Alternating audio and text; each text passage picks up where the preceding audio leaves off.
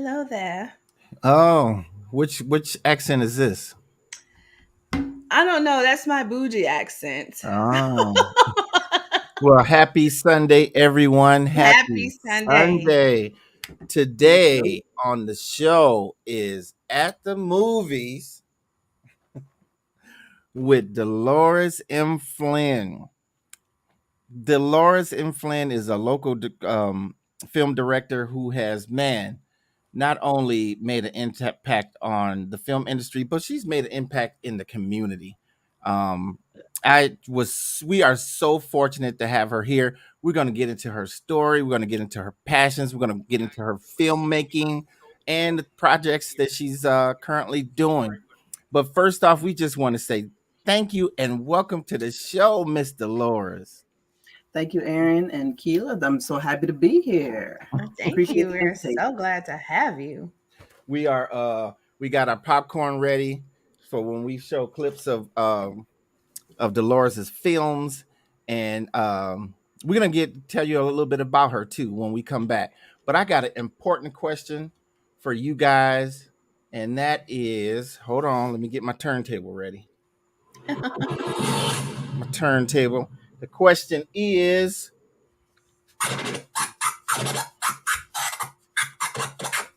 where are we going today?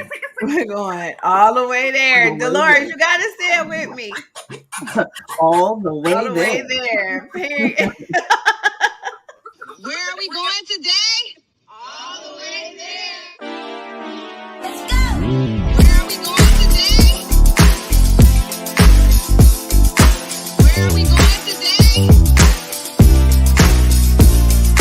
Where are we going today? Where are we going today?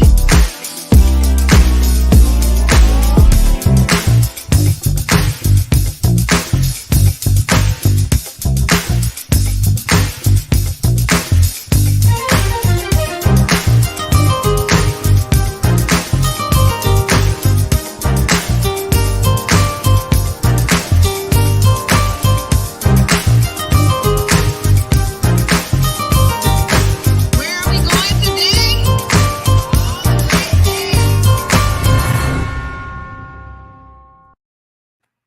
All the way Nice little intro.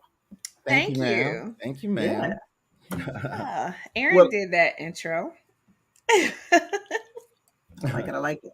Thank you, ma'am. So let me give our guests a little bit of history about, I'm not our guest, but our audience, a little bit of history on our guest, Delores M. Flynn. Delores M. Flynn is a graduate of Northwestern University. She worked 11 years as a journalist before pursuing her passion as a filmmaker.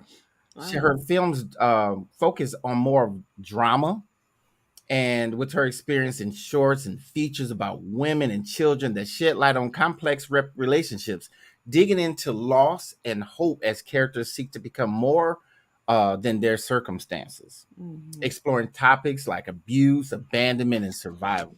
Oh, wow. Delores has directed 6 shorts and 2 features to date, and have been selected in multiple film festivals, earning 24 awards and acquiring distribution as she continues to work on her craft, all while being a wife and mom. Congratulations. Man, how do you Thank carry all those things? So, You know, so welcome to the show again, Miss Delores. We're so blessed to have you. And one thing I'll admit is that you're a Chicago native. You know, being from Detroit, we won't hold that against you. But we are. thank you. So filmmaking, that is such a it's just a really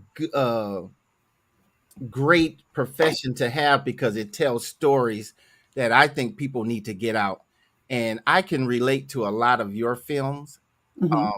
But how did you get into filmmaking? How did I get into folk? Well, I like to tell people I've been a storyteller my entire life. Growing up in the South Side of Chicago, on the weekends, just to kind of stay off the streets. My mom we would go back then with Blockbuster or the Family Video. We get all the videos and we just hang out. in the evening, and I remember watching Jaws with my mother. Mm. And I remember watching her. The couch was backed up against the windows, and the music was going dun it, and she was backing up on the couch, pretty much going out the window just from the score and the music Right. shots and all of that. And I was like, wow, she's really impacted, by this. And I was like, I want to make films and tell stories that move people like that. So that was Right. like the planting of the seed for me. It took me a while to get there. As you know, I took the storytelling path to journalism, went to Northwestern Medill School of Journalism, worked at the South Bend Tribune, then the Detroit News. But while I was in grad school, I studied screenwriting, because I wanted to explore that a little bit. So I thought that that's where the avenue was going to take me for a bit. So I wrote a number of screenplays, got kind of close here and there with the number of projects, but nothing really came to fruition. So I was working at the Detroit News. My husband and I decided, we're going to start a family. So let's kind of back away from the newspapers a little bit, or at least part-time. They didn't want part-time workers at the time. So I was like, okay, I'll stay at home. I'll do the stay-at-home mom thing, for a bit, don't regret one minute of that. But once my kids started to get a little bit older, that storytelling, bug and gene was still in me. And I was well, I don't necessarily want to go back to newspapers unless I can go the entertainment route, because I explored that a little bit before I left. So on the way to church, we'd always pass this building, is at Motion Picture Institute. I was like, I wonder what that's about. So I, did a little bit of research, found out it was a film school, went to the open house, and I was on that soundstage, guys, for the first time. Like, it just felt like home. I was like, wow, this is where I want to be and need to be in life. And that's where I fell in love with film directing. So I like to call myself, a writer, director. And I also dabble in script supervising as well. So that's kind of start for me for filmmaking. I omitted something. I was supposed to do our icebreaker, and I was so excited about talking to you, I forgot. That's all right. Our icebreaker is today. One of us are going to say a line from our favorite movie, and we have to guess what it is. Is that right, Keela? Yeah, line or something, give or take. It doesn't have to be a line. Okay. So let's let Miss Delores go first. All right. This is my favorite movie. I have my top 5, but this is the number 1 in that top 5. One of the famous lines from that movie is "Get busy living or get busy dying." Get busy. Get busy living, get busy dying. Is that 50 Cent? Get busy living, get busy dying. I heard that, but I can't place it. I want me to tell you what it is. Yeah. That's the Shawshank Redemption. Oh, that's right. Yeah. Yeah. That is like my favorite movie of all time. Okay. Wow. That's what's up. So you have a top 5, I heard you say. Yes. So what are your top 5? So at the top of the list is the Shawshank Redemption. I also love the Goonies. Yeah. I love Memento. Okay. Got to throw in some Love and Basketball in there. We got the same list almost. And then round it out with 7. Nice. Very nice. Yeah, so Morgan Freeman is in 2 of those movies, my top 5. Yeah. Okay. So my movie, I'm going to do, which everybody's going to get. But for one, don't clown me about it not being the other one, because people always assume, where you're Black, so why would you like? But anyway, this is, you have no powers here. You better be gone before somebody comes and drops the house on you. The Wizard of Oz. The Wizard of Oz. But I get judged because people like, you Black, why don't you? It's not the Wiz. It's not the Wiz. Yeah. I didn't see the Wiz until later in life, because every year, and do you know, even at the age that I am now, my aunt will still text me every year and say, "The Wizard of Oz is on channel 2." Because they all knew that I liked the movie so much. But The Wizard of Oz are in my top.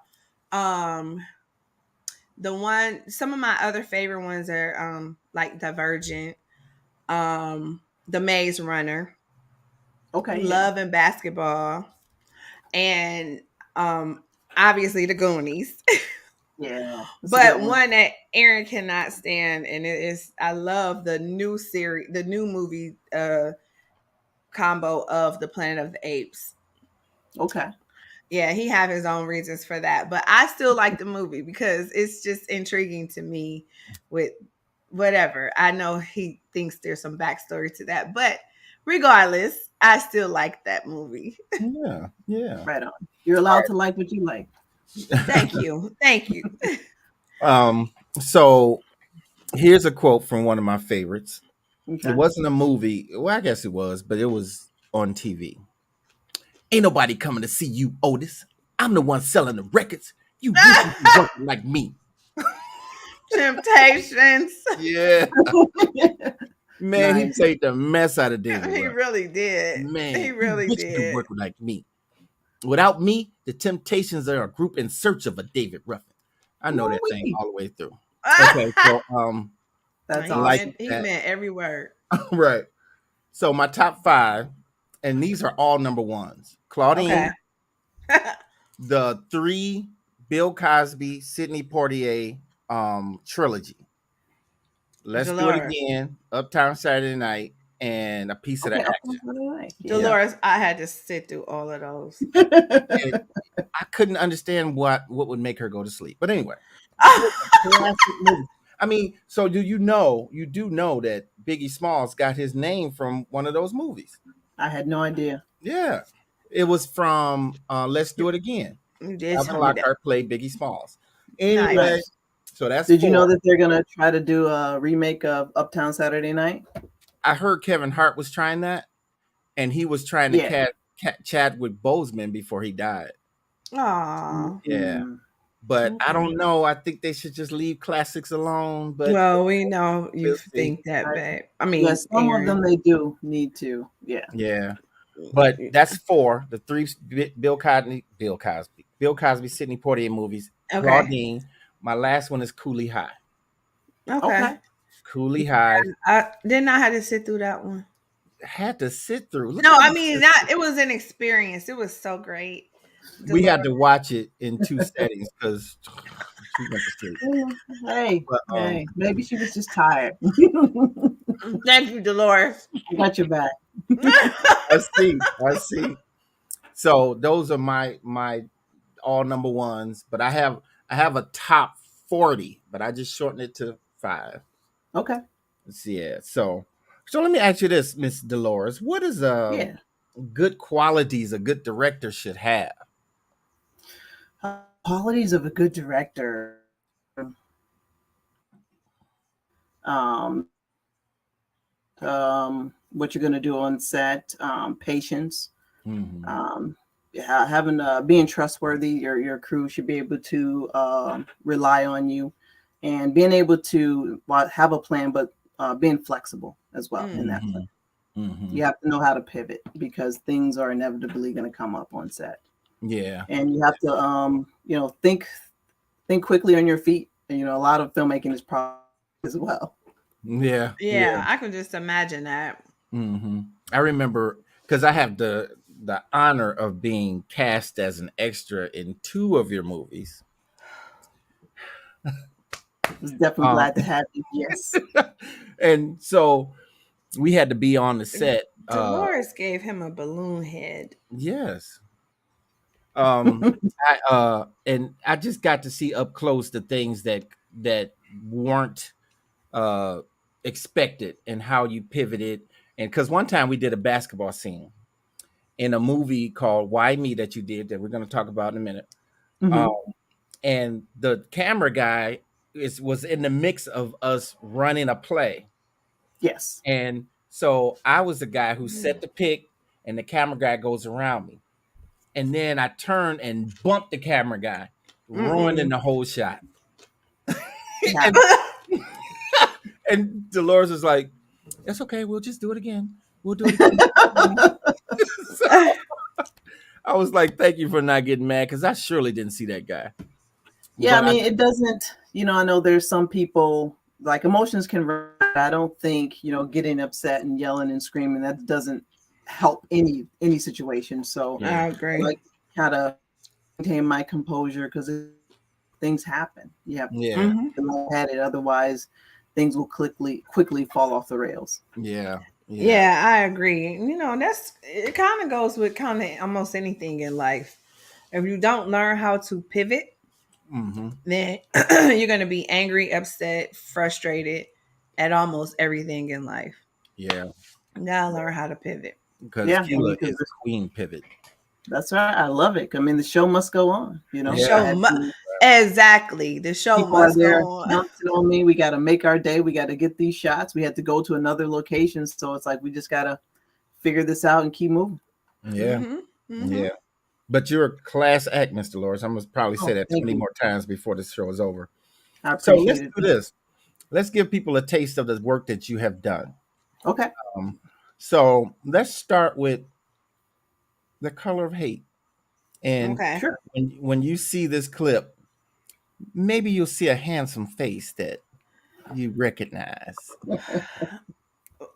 Okay, here we go, guys. Yeah. Yeah. The world? The world will never accept us.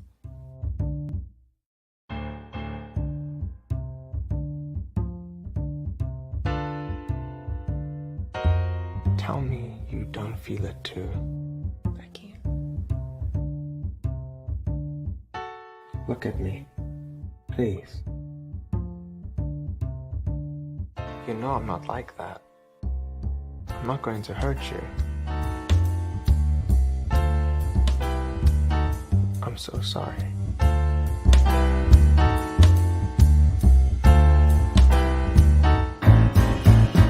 It'll be you and me against the world.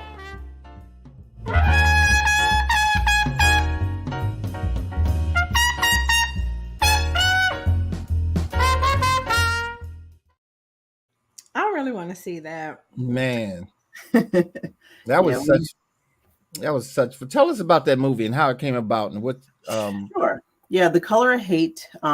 We filmed that in February 2020, and it's an interracial love story set hours before the 1967 Detroit riots.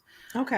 It's a short film. It's one I ever made, and made with dialogue. The first film I made, was a silent film. So this one had dialogue, and the inspiration for the film was I'm in an interracial relationship. And my husband and I often wonder what it might have been like had we met, in an earlier time. Like, we understand that racism is still prevalent, but we've come a long way. We still have a long way to go. But how might our lives have looked a little differently? So that made me, kind of explore that a little bit more. And I needed a short film, and The Color of Hate is just the love story portion of this film, but there's an entire feature film that I wrote just exploring this issue of an interracial relationship, and then focuses more on those riots in Detroit in 1967. Oh wow, Hmm. that would be interesting. I'm sorry. Go ahead. No, I know. I'm just gonna say I really would like to see that movie because that was the one I was trying to find Yeah. Yes, ever. Mhm. it's currently not streaming anywhere, but yeah, we'll make it happen. Mm. Okay. So that handsome guy on the stand-up bass was me. I know you guys didn't.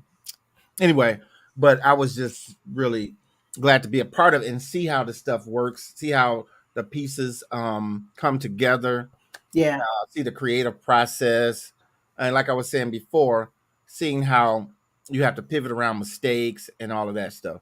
But probably my second favorite thing about having that experience is Delores feeds us. oh yeah. She feeds us real good. have to. So So I have a question. What is the difference? I noticed you say you had a short, a silent, one with dialogue. What is the difference between some of these? Because somebody like me, what's a Sure. short?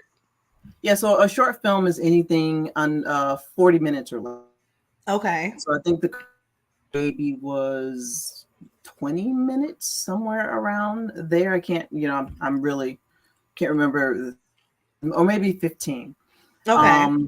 And it had dialogue, whereas the very first that I ever was tasked with making in films is off, and you can find that on YouTube. And the objective is to always in want to show more than you tell the audience.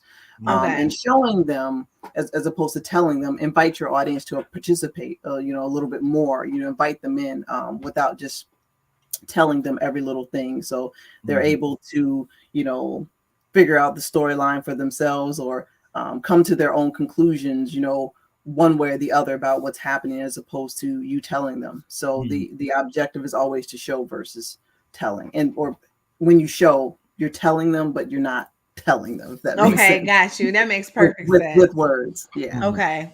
And then the feature films ideally are, an hour more. Okay. Mm-hmm. Interesting. Well, how do you go about casting, Delores? Well, that was one of the projects that I made while I was still in film school. So I had, thankfully, the help of Motion Picture Institute putting out casting calls. I currently rely on Backstage. I put out postings on Facebook and just various other cast posting avenues. There's I'm blanking on the name of. There's an act called the Actors Loft in Royal Oak. So the various projects that I'm typically on, I tend to network and talk to other filmmakers, and then get other ideas as to how I can reach out to people. And then I also reach out to other friends on their projects if I see an actor that I thought was particularly well in something, or reach out to them or their reps and see how I might be able to work with them. Okay. And it's kind of like you do the Spike Lee thing, and I affectionately called you Spike D.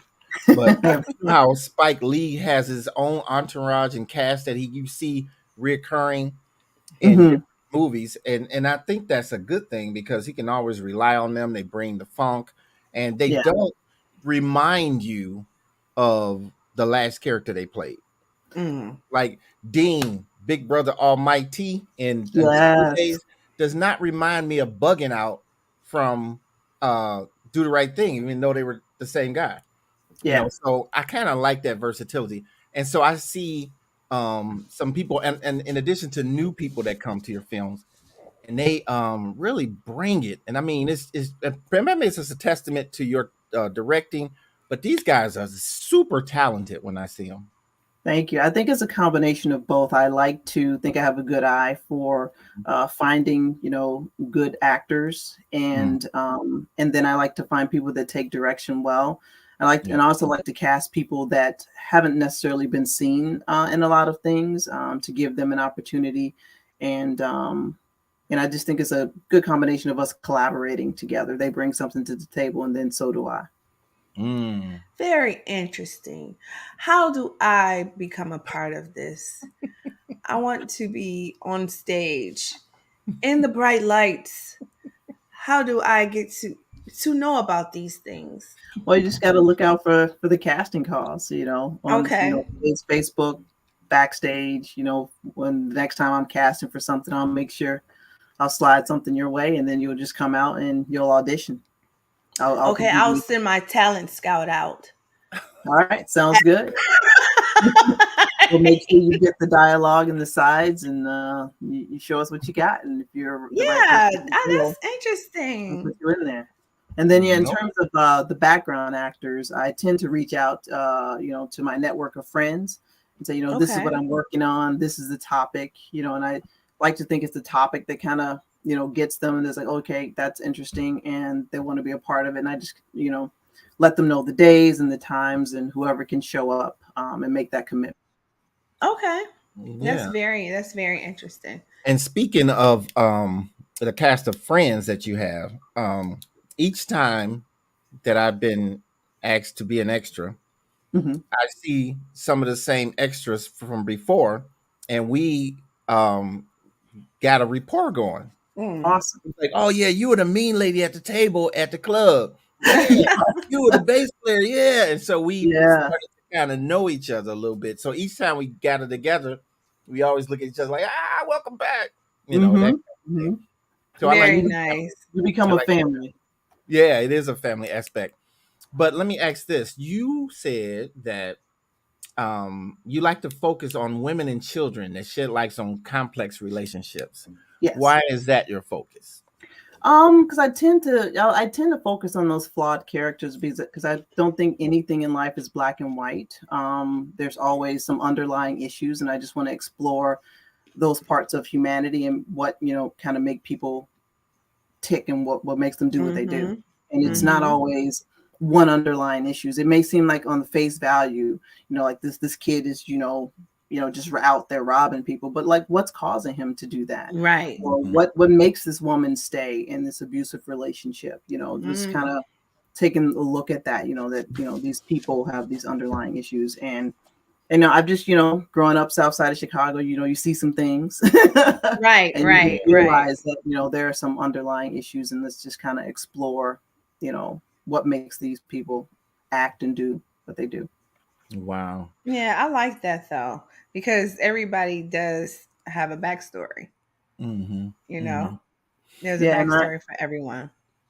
like those stories because I want to, like, one, I want to tell the story, but I also want to leave people at the end of with a story that kind of provokes your thinking, or you starts a new conversation, or somehow promotes some positive change. So that's why I Hmm. kind of tend to focus on those stories. I Okay. like that. I like that. Speaking of why women don't leave abusive relationships, Hmm. Dolores, you did a film called Why Me that was Yes. so gripping. It was so Thank you. gripping that, and I was so fortunate enough to come to the premiere.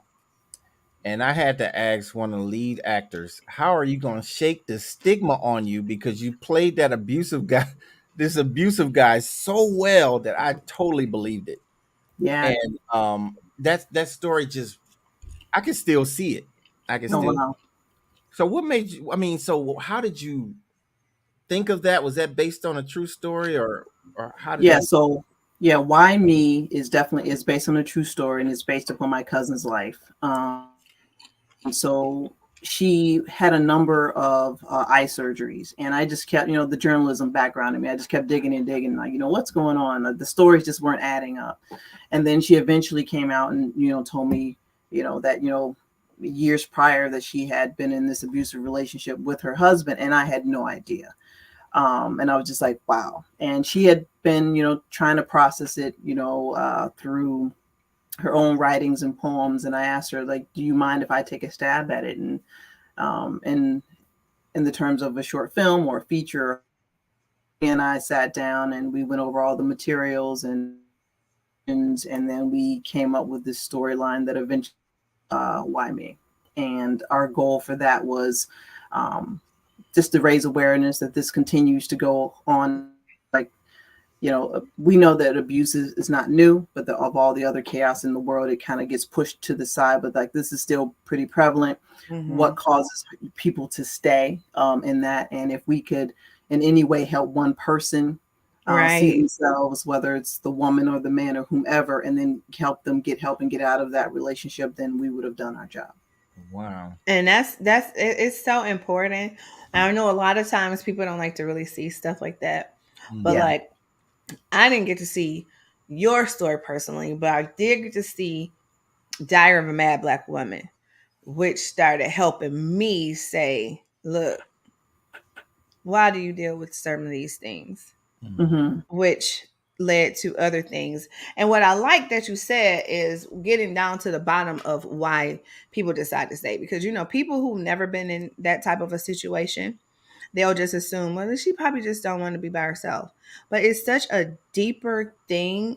The layers on the onion is so thick Yeah. that getting down to the root of why a person stay is don't even really touch the surface of that alone. It's some deeper issues, Mhm. you Correct. know.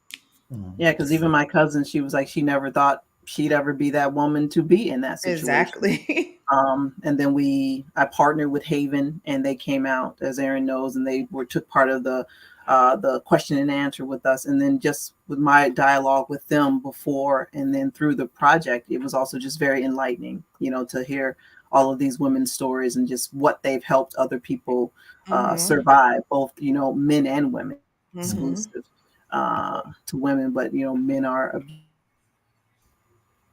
Hmm. Exactly, they are. And a lot of men don't come forward the way women do, out of more so maybe embarrassment. I mean, women are embarrassed too, but we kind of get, and I hate to put it like this, but it's just people are a little bit more empathetic, or sympathetic. They sympathize toward women a little bit more than men, because Hmm. sometimes yeah, they look at men like, you a man. Hmm. yeah, Why are you dealing with that? Because they're supposed to be the stronger correct. vessel. But yes, they do get abused. But Aaron, did you want me to show? I was just gonna say, well, let's just roll right into why me. Okay, here we go. Jason, by the way. I know who you are.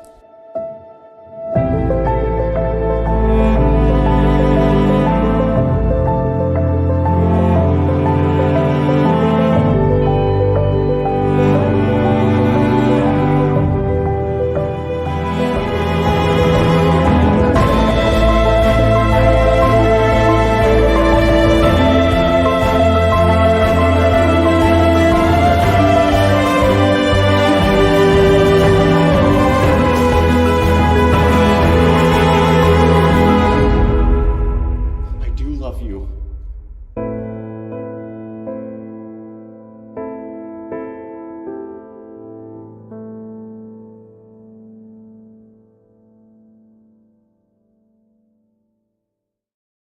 Wow.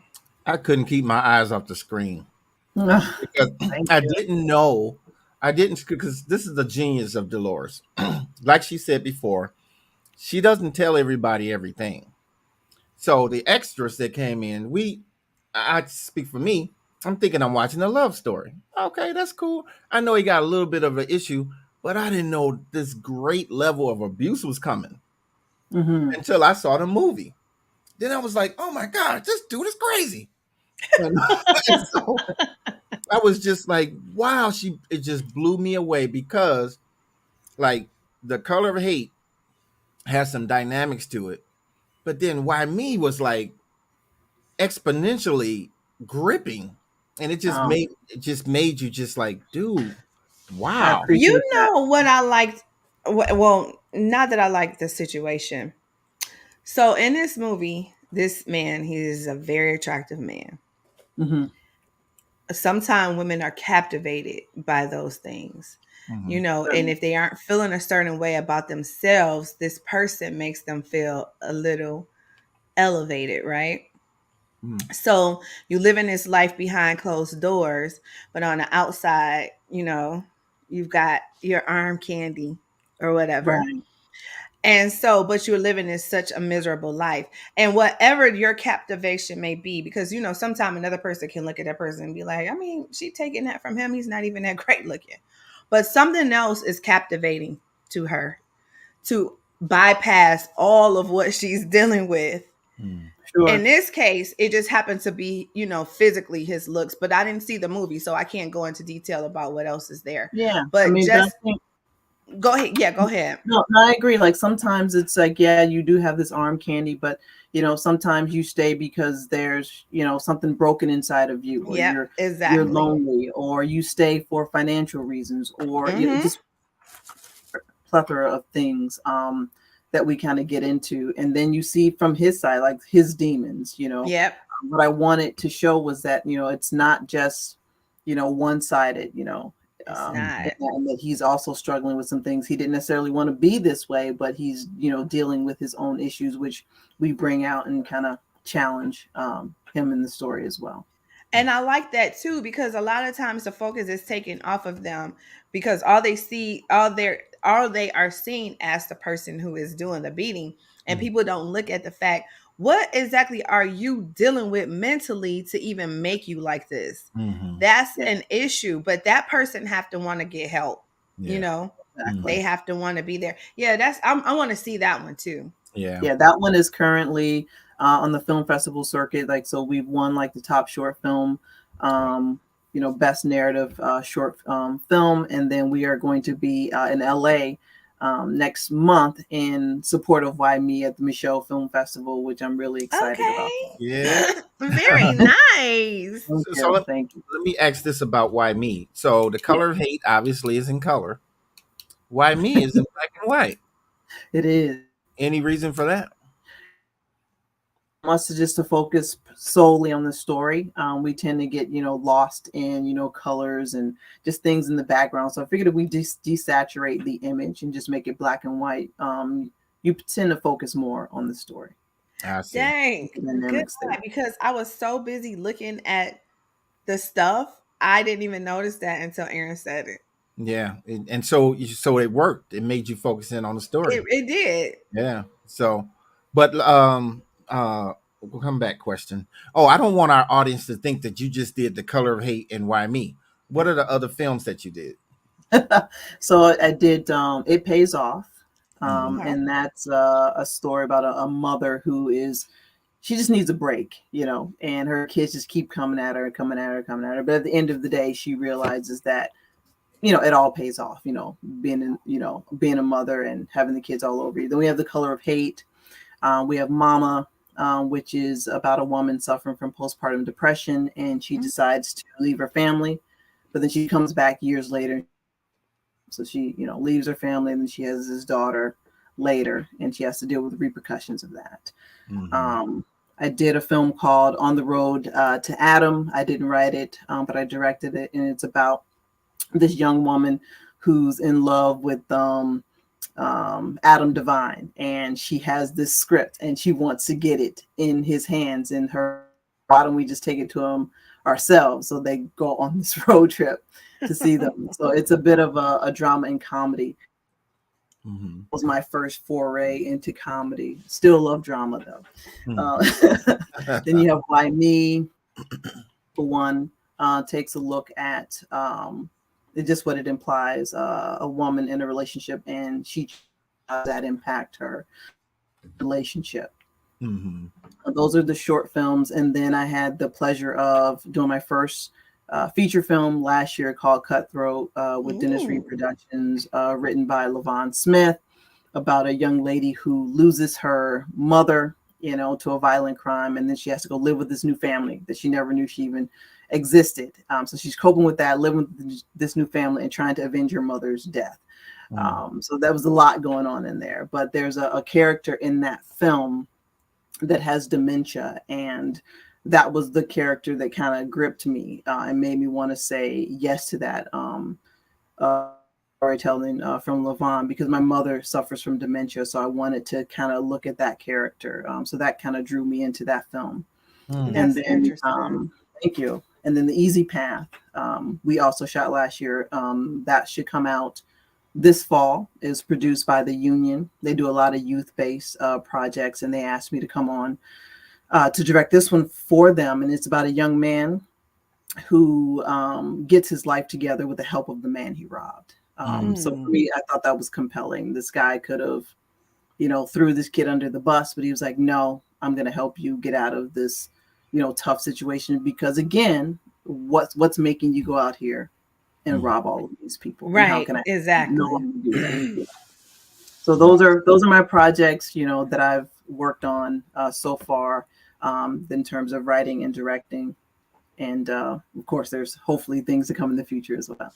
Yeah. Because when I tell you Cutthroat is cutthroat, Cutthroat is cutthroat.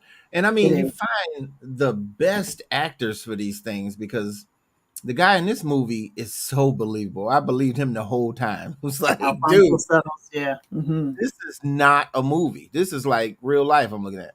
But I totally enjoyed watching that one. I'm glad. And what I find interesting is that you find that these characters are so believable. So like, Why Me, the abuser Dennis, and then Alfonso Settles in this, being the ruthless guy that he is in the film. But when you say cut, these guys are the nicest people you would have ever met. They did do such good job embodying those characters and taking such great screen direction that they really bring those characters to life. And I appreciate everyone that I've worked with because they're all phenomenal. Wow. Great. Okay, so Keela, now Delores says she didn't write this one, but she did direct it. Cutthroat, right? So let's give a taste. Let's give people a taste of Cutthroat, because this one had me going. Girl, the only thing I hate about these parks is that the bathrooms are so far away. You want me to go with you? No, I'll be right back. Okay.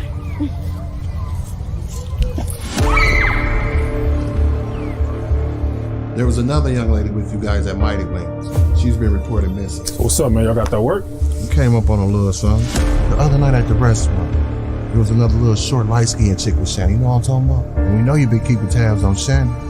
So how she been acting lately? She been acting funny or anything? You so concerned for? Because that's my daughter. That's your daughter? Hell yeah. I was sure that it'll be easier to clear you from my mind. Can we help y'all with something? Hell yeah, Renee sent y'all the text. Where is she? Man, that little girl we got in the basement, that's Officer Juan's daughter, man. All you gotta do is sit tight. When your little punk ass boyfriend come for you, we gonna get him, and then we'll let you go. So you the one that shot at him? Nah, I know what you're talking about. Now, what in the hell is going on out here? These kids know something they ain't talking. Shannon, be real with me. What really happened to Mom? I think they're gonna kill me, Daddy. Please help me. Did you help my married mother? Last time I checked, you was a ghost in this game. Don't nobody know who you is. I found my baby. Only love God came here to kill is you.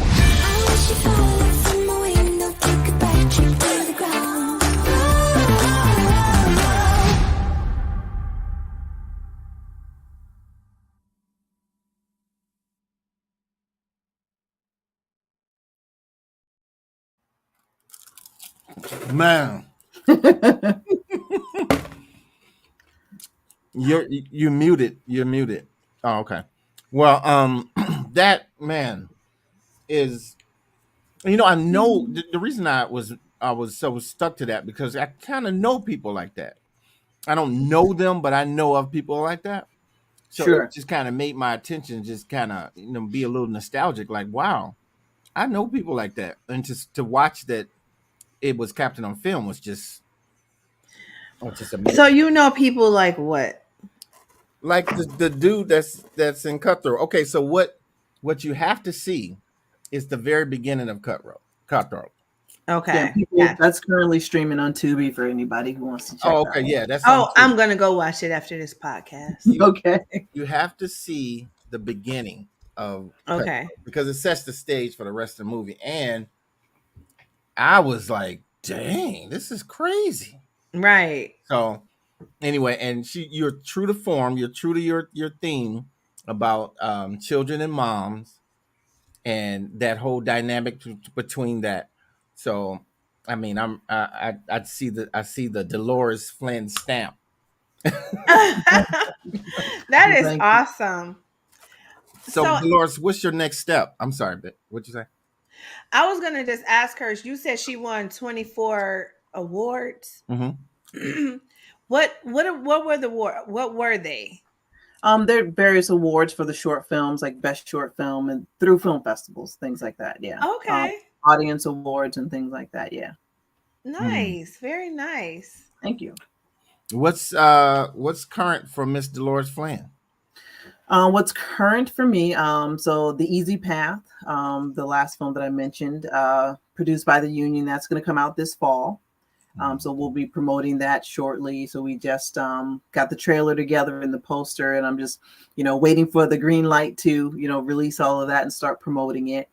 I have two projects that are in the works, things that one that I've co-written is called The Lottery Winner. I've been fortunate to meet another filmmaker, Stephen Hartman, at a mixer, and so he was also the writer of The Unfaithful One, and then he allowed me to do some co-writing on that. So he brought to me this project. It's called The Lottery Winner, and it's about this young man he's got some mommy issues, and he wins the lottery, and he believes that because he wins the lottery, it kind of emboldens him, and he thinks the girl of his dreams because he has this money.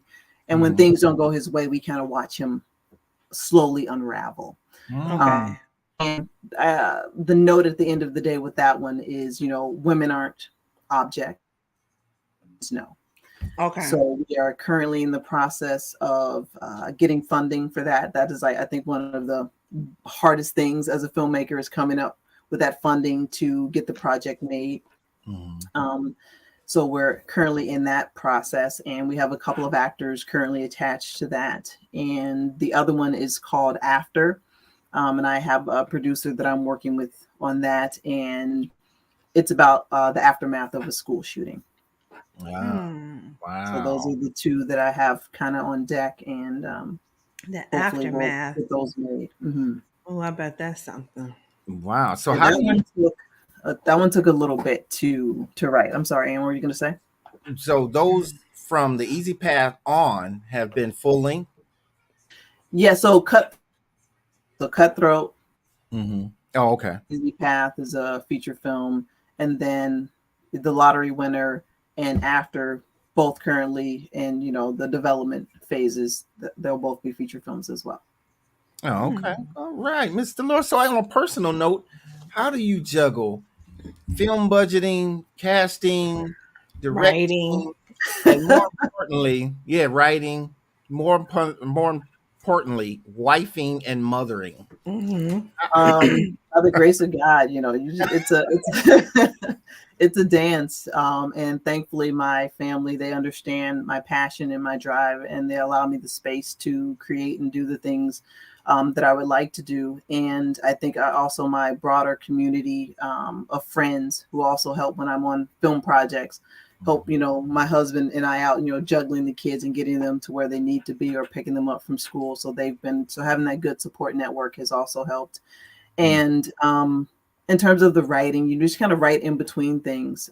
So like the After project, I'd say I've been researching and writing that for about a year before I started getting that out to people. Do that, being a wife and a mother and being on set, for other projects, script supervising and things like that. So you kind of pick it up and you put it down, depending upon what's on your plate. So, and in terms of coming up with the funding, that's just, we're just reaching out to various people and pitching it here and there. So it's all just a balancing act, and, just trying to make time for everything in the schedule. Yeah, Very interesting. Whatever is worth doing is worth doing. I mean, worth having. Exactly. So, yeah. So let me ask you this though about your passion. Tell me the hardest thing about filmmaking, and then tell me the most rewarding thing about filmmaking. The hardest thing about filmmaking is coming up with that money.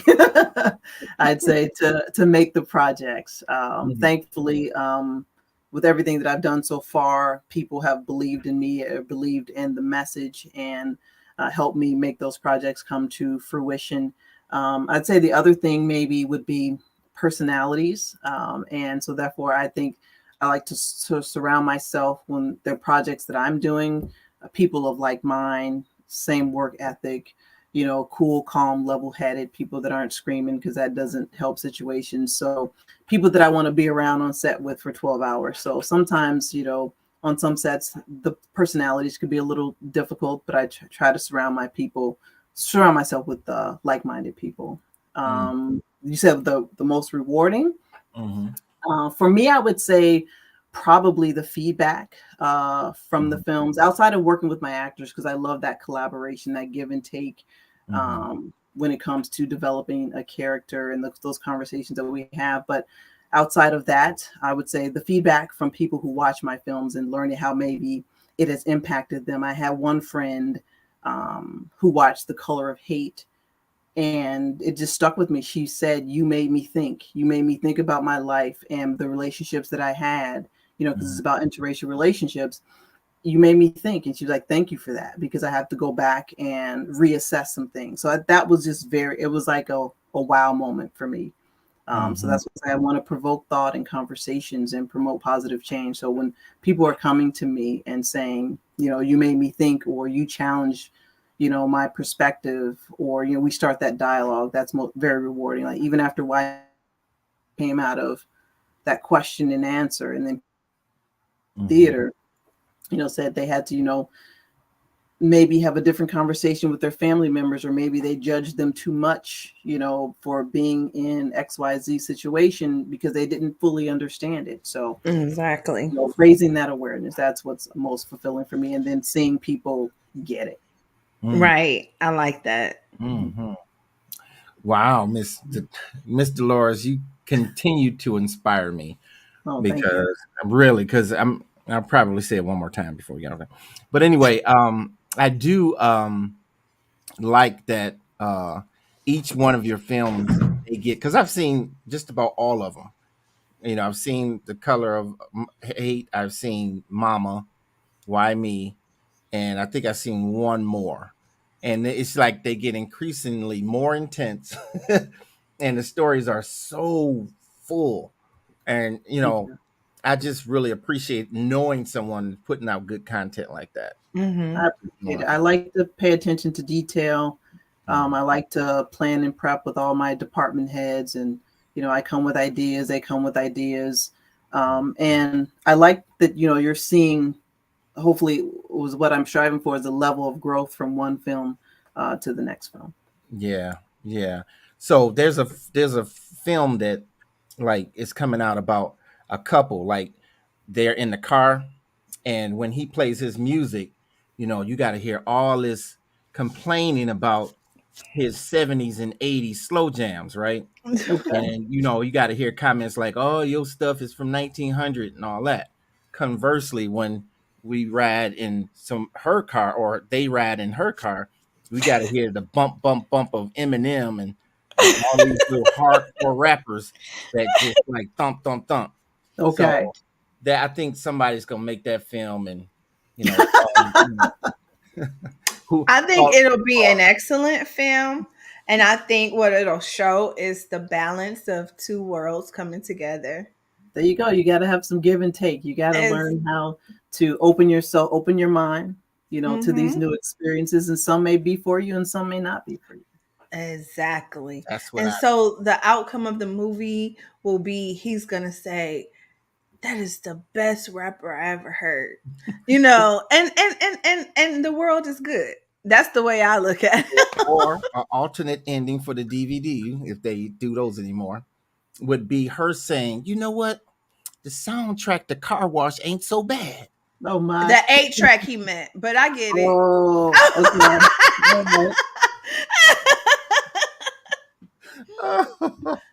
But it was so awesome to have a real life director on the set.